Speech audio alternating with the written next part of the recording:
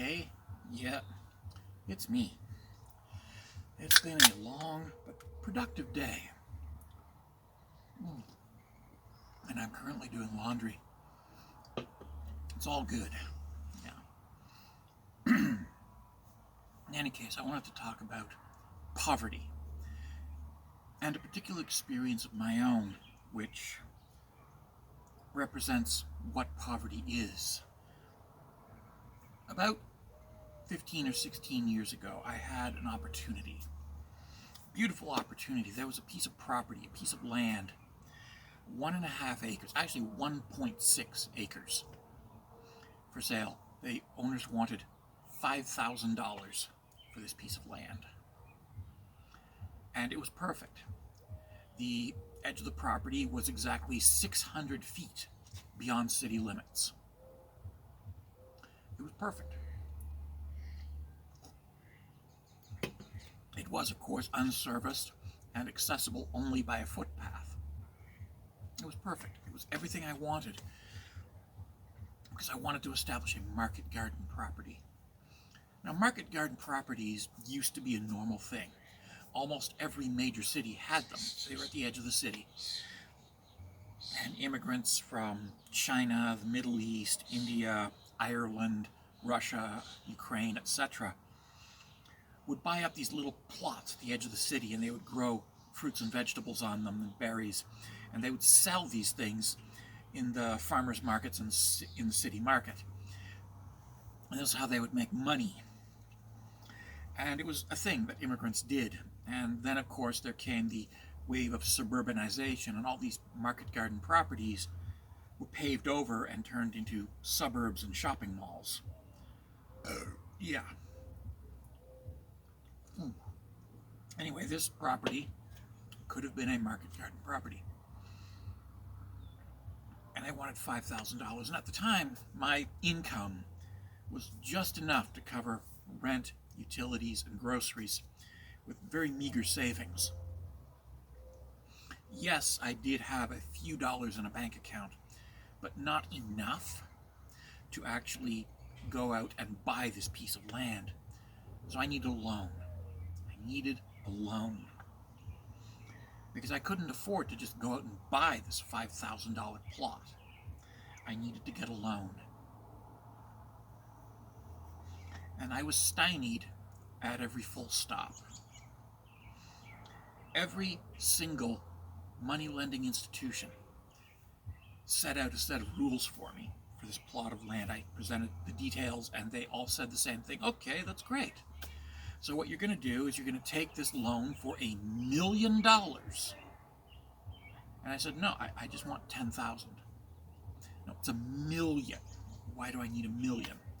And their answer was, well, you're going to subdivide this land into 6 lots, each of 1/4 of an acre. And then you're going to build 6 houses, each with a minimum square footage of 2,000 square feet on the ground floor, and each being 2 stories plus a finished basement plus a huge 2-port garage on the front, and parking spaces for 2 more automobiles in the front of that. And I said, no, that's not what I want to do. I want to build a market garden. And I said, well, you can't do that. You can't do that. Why not? Why not? But because the rules for bank loans to buy property require that you build houses. And when you're dealing with a lot that big, we want to maximize our profit when we foreclose on you and sell the houses.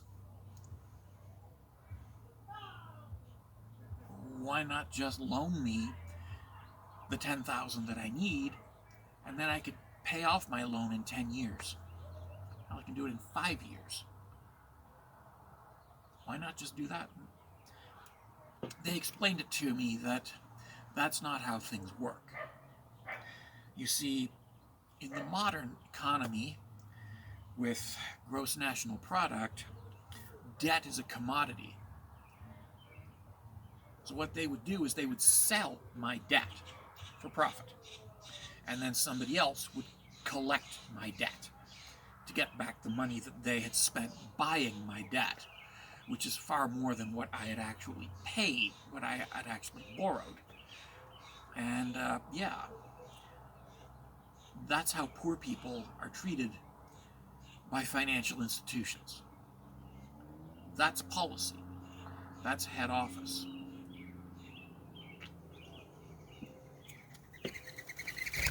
And banking institutions were aggressively enthusiastic about the idea that I should buy this property and put houses on it so they could then foreclose and sell the houses for profit. Not that they should help me in my aspiration to set up a market garden property, but that they should force me to do something I don't want to do so that they could then profit from it. And that's what happens when you're poor, is you are subjected to these extraneous rules. If I had had the money in pocket, I could have just bought the property and set it up as market garden and made money off it. But I didn't have the initial money. Poverty means not having enough resources to actually take an opportunity when it is presented. That is poverty.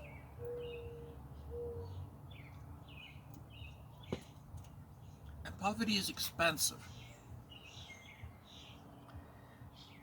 Terry Pratchett wrote about a character named Vimes, who lived, I believe, on Discworld, who talked about the Boots theory of economic injustice, whereby Vimes, being a poor man, bought cheap boots which wore out in no time, whereas a rich man could afford to buy really good boots that would last for years.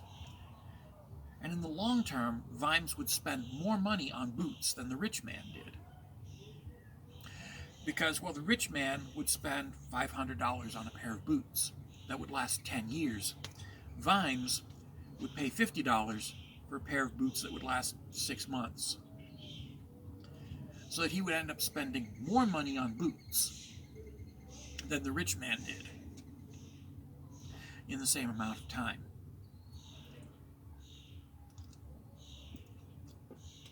And that is what poverty looks like.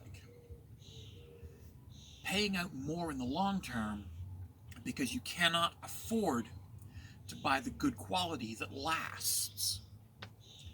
That is what poverty looks like. It doesn't look like starving to death in the street, naked and huddled in a pile and just a bunch of rib bones showing. That's not what poverty looks like. Poverty looks like exhausted frustration, because you know that life is going to fuck you over because you are just too poor to afford opportunities, improvements, or quality. And so you have to settle for what you can afford, which is being shat upon. That is the nature of poverty, that you cannot afford an opportunity, you cannot afford basic human dignity, you cannot afford to improve your life because you're too busy running in one place, just trying to keep your head afloat, to keep your head above water, to avoid drowning. And it gets worse, because with poverty comes debt. Because there are all kinds of money lending establishments out there, payday loan places, that will loan you enough money to get you through till payday, as long as you promise to pay them double what they've loaned you. That's 100% interest on top of the principal. So you end up running yourself into debt, and this is the life of poor people in many cities, that they have to go to the payday loan companies to get enough money to make it to the end of the month, which means that they are no longer working to earn money. They are working to service the debt that they have incurred to the loan companies. And it doesn't take much to put you in that position. Any misfortune can put you behind. Any misfortune. A sick week when you're just not well enough to go to work puts you behind. In America, a major illness puts you behind. Legal issues can put you behind. Oh, gods, they can put you so far behind. And you find yourself running a debt, which you must then work to service. And this, too, is the face of poverty. When your life is spent working not to improve your life, but to service your debt. Servicing of debt is widespread in America and in Canada and in England and Australia and New Zealand. It's throughout the English-speaking world, the Anglosphere. The practice of gouging the poor to force them into debt so that you can then keep them working to service their debt with no hope of ever improving their lives. This is poverty, and it is by design. It is by design. And I am very lucky.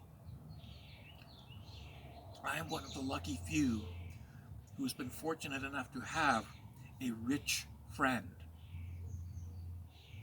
to back me up in life, to help me, to carry me through some very dark and difficult times. A rich friend made the difference between my being able to live debt-free versus my having to run myself into debt and then spend the rest of my life working to service that debt. It's just a matter of luck. Just a matter of luck. And it is literally luck that separates you from grinding poverty as well.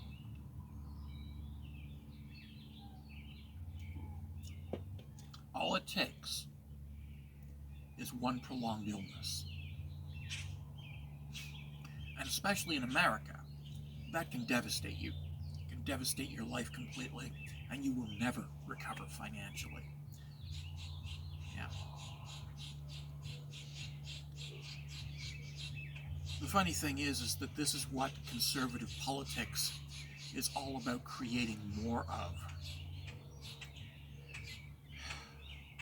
Because again, when you have gross national product and gross domestic product, then you have an economic system in which debt is a commodity to be bought and sold.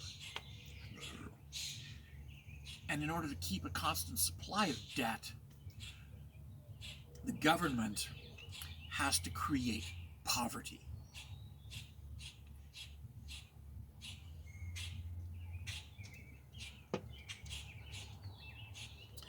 And this is what both American parties have been doing since Ronald Reagan. It is what Canada has been doing since the same period. It's what Britain has been doing since Margaret Thatcher. Reagan, Mulroney, and Thatcher implemented policies aimed at creating debt because they realized that in the gross national product, debt is a commodity to be bought and sold. And by creating debt, they could artificially prop up their economies.